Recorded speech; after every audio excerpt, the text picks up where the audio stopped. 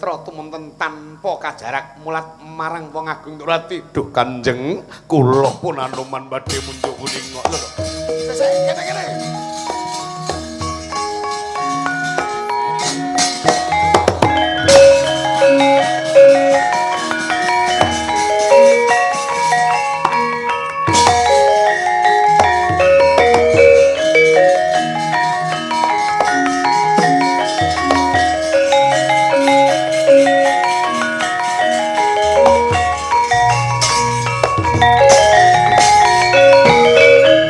Anoman malumpat sampun prabdeng witing naga sari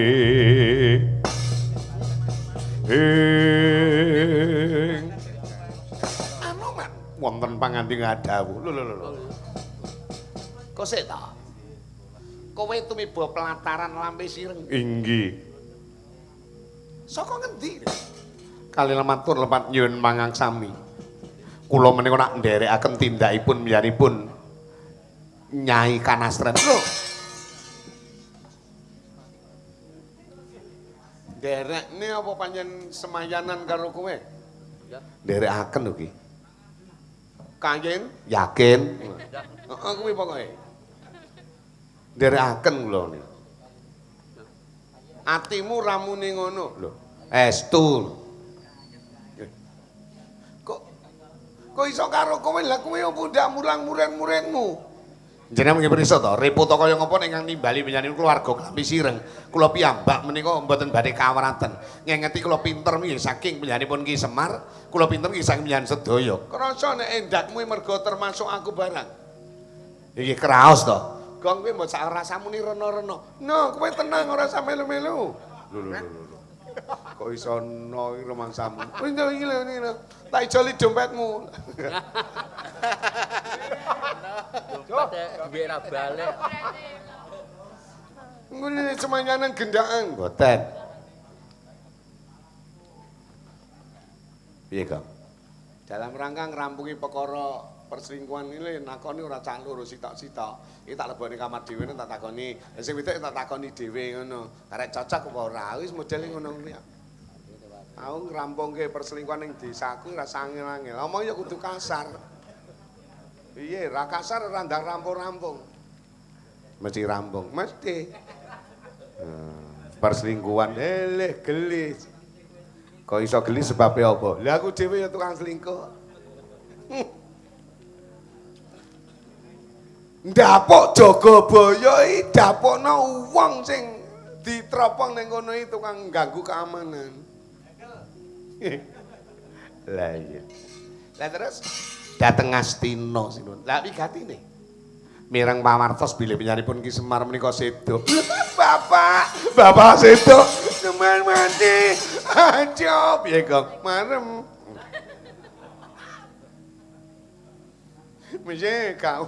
Mesti mbak pisan-pisan diajar to jan. Ajaren lho, pisan-pisan ajaren lho. Pisan-pisan ajar tempilingi lho. Ayo ngidula nek wani, ya tante ning gondang legi lho. Wanine ro cah cilik.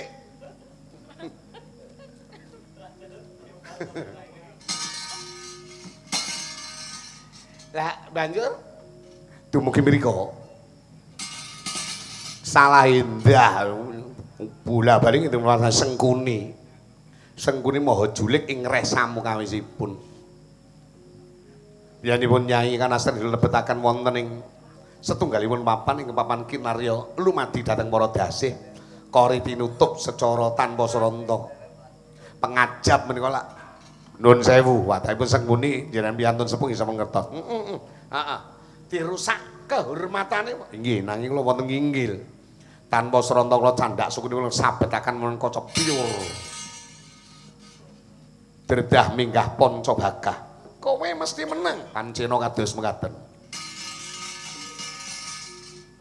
ayo sare buweling men iki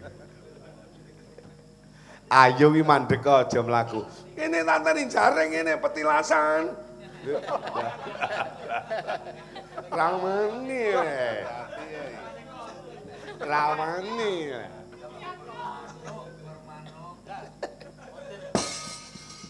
Terus perang. Mboten kok kula ngungalken dodo. Yen ta para Kurawa kemawon tertamtu mboten badhe menang madani kemawon. Lah iya. Terus wonten wujudipun pambiyantu ing dereng nate kula sumerpi kadipyanipun punjul padaning titah. Namanipun Begawan utawi Resi Mandraguna. Demen aku demen kowe ya dionane ya. Lah. Apa ta? Iki jenenge wong lho. Hah? Jenenge wong. Aku krungu ya ngonekne Mandraguna. Kangge jenenge wong. Terus kula dipun kendangaken. Kula pegawet srana menapa ingkang kedah kula tanjaken kangge ngrampungi gati. Ngono ning Nyai Karna ora apa-apa. Mboten.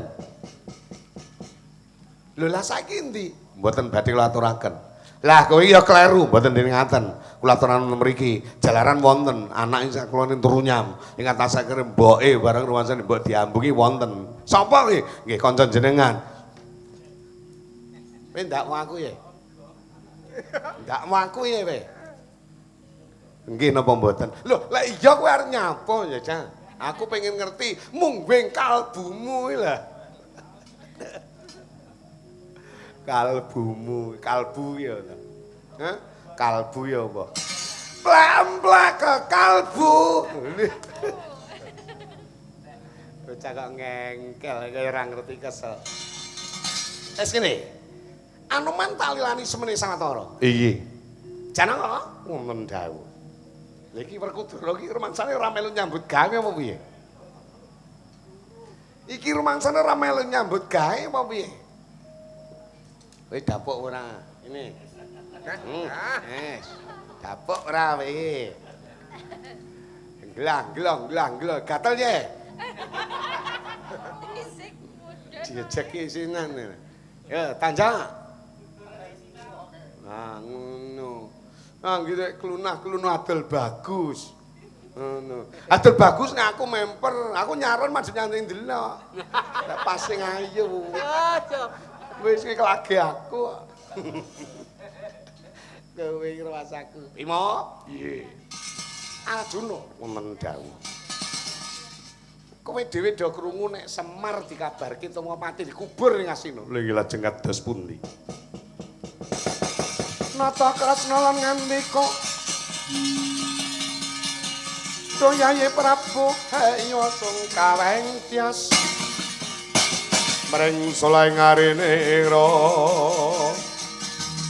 Kyarya Werkudara nadyan muruh yaktining pangapus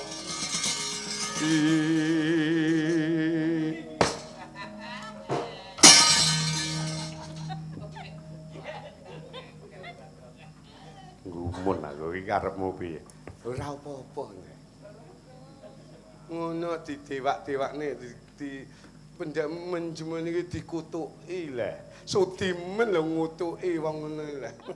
Dikutuki. Punca, kutukane ndasmu kuwi. Lah sing namake kowe dhewe njajal Sinuhun Prabu Kresna. Mbok nggih cobi to Den, dijajal. Monggo Prabu dipun cobi Bagong Digdaya Estuna kados pundi? Maju rene, manine cah cilik. Panakawan? Nggih. Minggiro kowe. Nggih, ngesaken dawuh. Kanthi mengkono nyanti aja ngalih Petra. Wonten dawuh. Nek kowe tresna pakmu, kowe manuta laku jantreng cakra kang ndak tancep kena bumi mubeng seser. Mengko bal jumedul parep teng kubure sing dianggep bapak.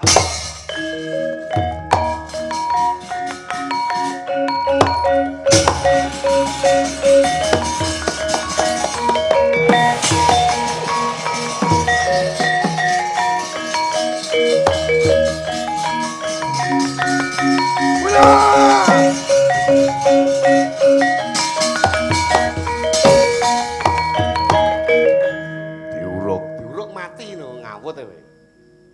Ha piye? Aja tak uruki wis ben glutha ngono wae. Gila aku mengo ngono. Lah wis karepen to. Dinteni kene.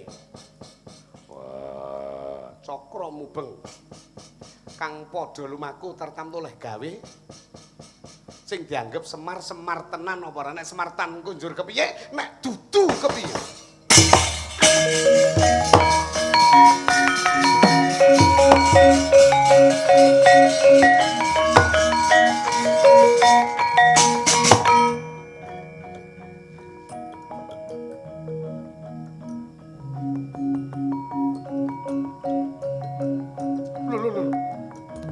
Lho. Dara. Wedi. Lah kok Dara kok wedi. Tak kamplengi kowe kok.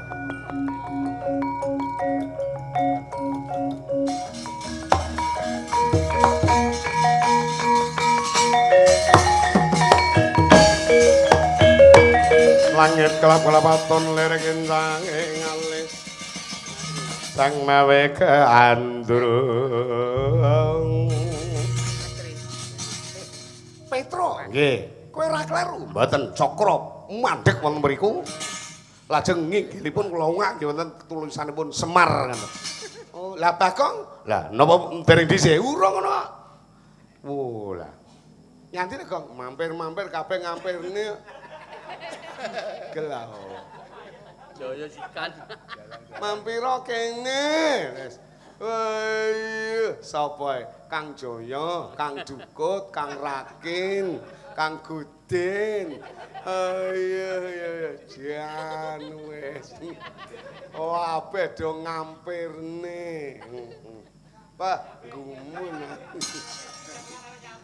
Kene mara-mara iki. Wis magrak tangane nyekek kreh cilik ngene. Nah, iya. Kuwi sing dianggep Semar. Nggih. Bukaan kula mboten wani. Lho, aku sing perintah. Nggih, sanget dawuh rek.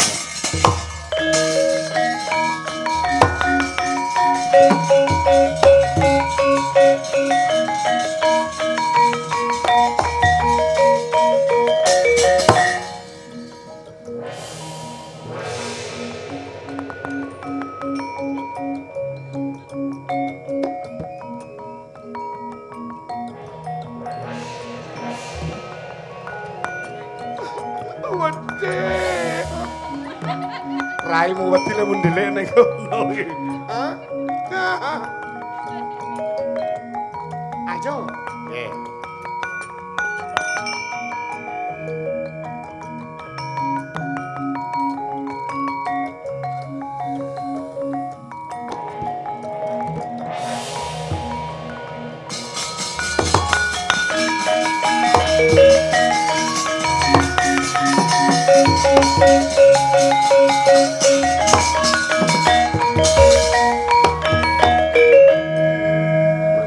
Abuh kabeh kene Mas. Mas e. Heeh. Bapak iki mendem pirang dina abuh kabeh kok ngene. Heeh.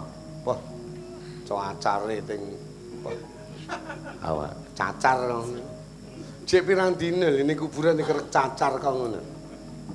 Nggih. Lae begegek wis andrita mel. Yang man ya iki pencolange. Aku aneh kados pundi Koko Prabu dudu nek Semar lajeng serananipun wah Joko suwen nek wayahe iso uripno kene ngger tak ungkulane kembang Wijaya Kusuma nggih kok panggah kuwi sajane muni kene ngger tak ungkulane Mbang Jaya Kusuma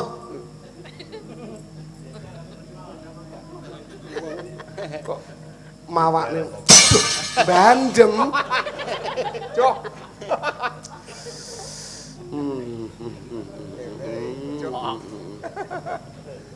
upama Bagong sesuk ra melu nyang Rembang sing lucu aku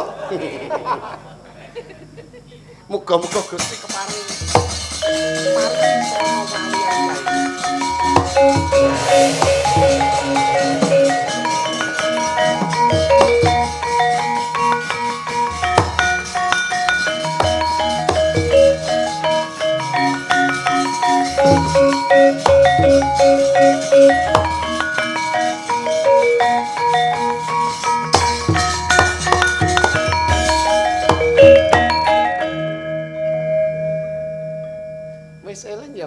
Ampun. Ya angel iki ning kene. Adekan paling angel iki. Asmane Nama kula Dumar. Bener. Lah kowe ora krungu. Dumar. Udak kupinge. Jumar. Asline nama kula Dumar. Lho lah kok tumeka pati? Ya gini wit ngopati. Dayangane kelakuane jengkone. Kula ini kan biasa jeng warunge yo bibit biasa. Kula niki kelangenan kula ngapunten. Dina cowok ngene puyer 10 adah. Puyer. Wis 10 adah ning kula tutup ngangge kobeh. Ditutup ngangge apa? Wedang kobeh. Ngoyong ladang tambar pun biasa. Nang kula mboten tutu kula tinggal nguyoni wedang kula campur bubukan dukan nampane kula lajeng mboten eling cengkone watane wicak. Sing Kula dipakenan kok kula dikubur kok kula nggih. Kula nggih bengok mijo-mijo niku bukan cengkone mboten gatekne. Watane wicak. Kula pun malu ya jati-jati omongnya. Kula nek pengen tobat kan dateng pundi nek pengen tobat. tobat nyang kaki Semar mengko diwuruki diwulang tumuju barang becing tumindak. Kula nggih pun dadak suwe kepengin ngomong semane dadi suwe kepengin kula ni diwarai wudu diwarai sembiang. Lah mbiyen asline Nggih ngapunten terang-terangan nang kunane ya diarani cah nakal ya kena lajeng mboten tane grema. gremo. Nggih. Pun kathah sanget ya bisa mbembokane ya begengeke pecah kali kula. Lah nyang apa kanthi mateni? Nggih lha nyepelekne kula wong kok ngono ngejak pirang menit ngono. Lha dhek mboten ngerti nek kula ni duwe ajian gura lapa. Aji gura lapa. Niku nek kula watek pundi sing kula sawang. Sawang tipung nang gela-gelo tak tipung. Kendang ciblan nggih gela-gelo tak kendang ciblan. Gremane kathah sing wedane sing kula sawang bedhug masjid. Kula njeng mangtudene nggih kangge metobat nebut dosa kula ngaten kanjeng. Ya Pak Jumar monggo-monggo. Kaliran kula tuwet monggo. Matur nuwun Petro. Nggih.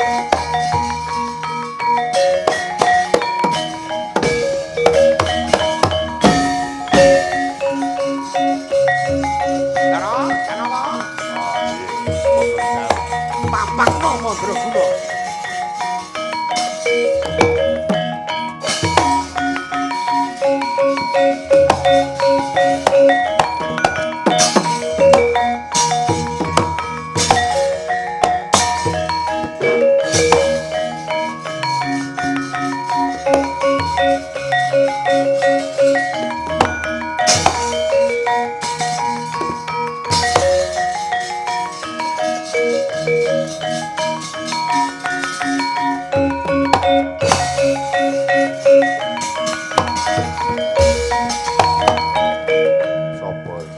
Resi Mandraguna.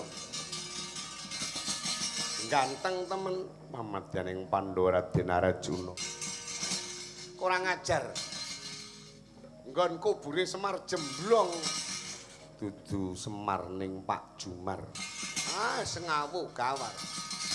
Semar rata Jumar aku ora merdule nak jalak tugel kulune. Asmbadan bisa ngasorake Arjuna. Wah, mamprung.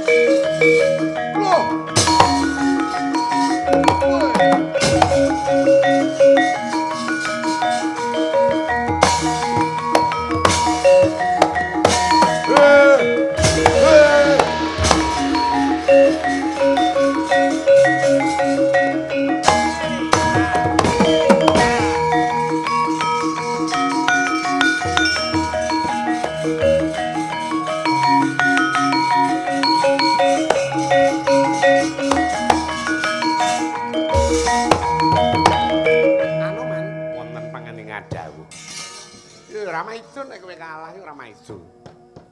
Sabarang kang wis padha ditindakake ora kekurangan. Ning nyatane paripaksa kudu kasar kelawan si Resi Mandraguna. Iya.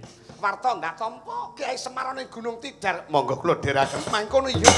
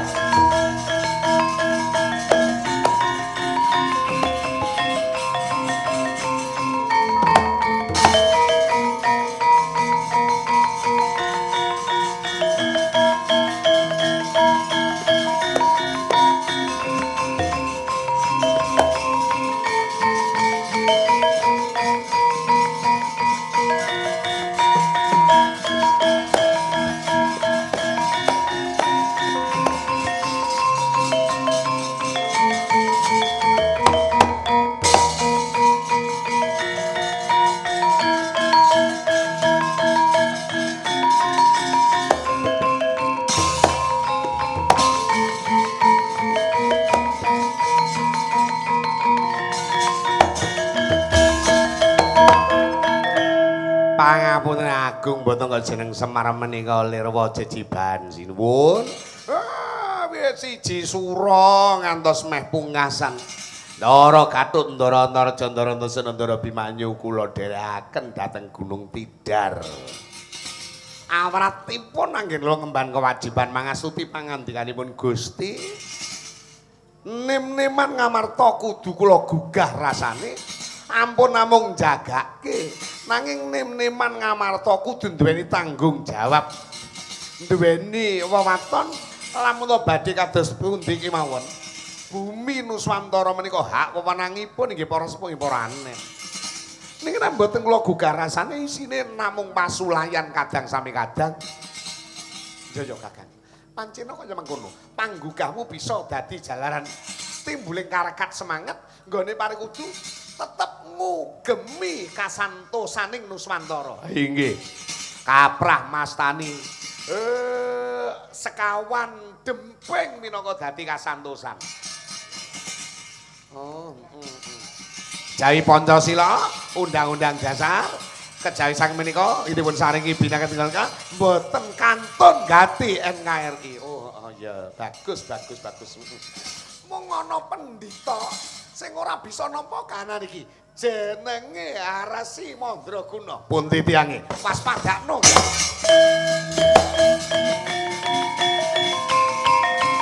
Kula matur duke Kanjeng kula.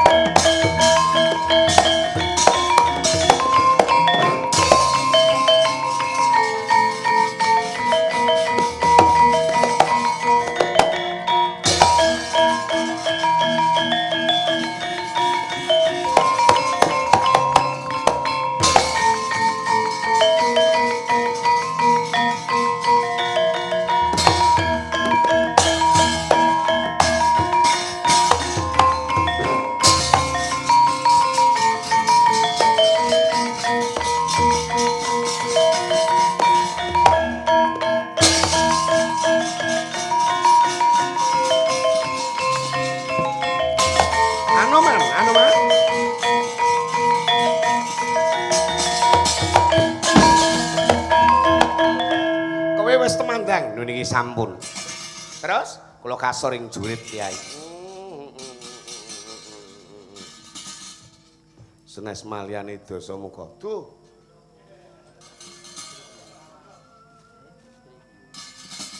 Kae ngono sukma kang ora sempurna. Lho kok saged iso? Kowe kelingan ora? Duwe Pak cilik, kelingan ya. Sapa Pakmu cilik? Dulure ibumu Anjani sapa? Paman Subali, Paman Sugriwa. Nek Subali ngono iso ngracut ing samubarang krana dhewekne nggone lenggah dadi resi, dadi pendhita. Nanging Pakmu cilik Sugriwa kecengkreane iki lho. lecengkre ning rombongan iki dadi jalaran bareng mati kesasar. Kelangan. Paman. Iya. Salah kedaden dadi pendhita bingung le golek pencukan cara manuk. Lajeng prayoginipun ngados pundi? Yo diwacane donga ing pengajam murid bisa manggih kasampurna. Nggih, Kyai.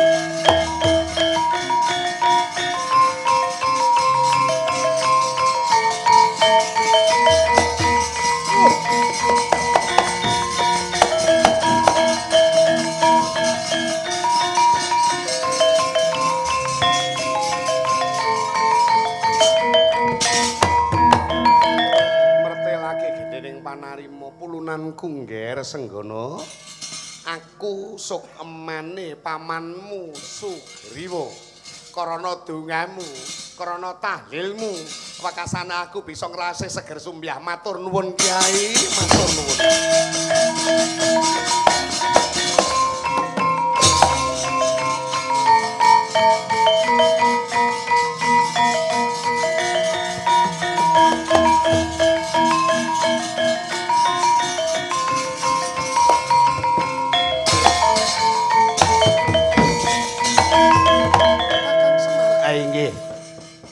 Saka pendulu kang jeneng Resi Mandraguna. Nggih, niku namung jeneng samaran aslinipun kepara pakne cilik pun anu Mang.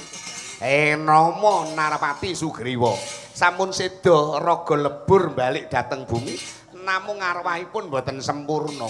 Karena nalika wonten donyanipun lali Purwodaksina yen to isih ana penguripan malih benjang jaman delahan. Sampur niku wau sampun kasembadan sareng-sareng dipun wacanaken kalimahing pangeran.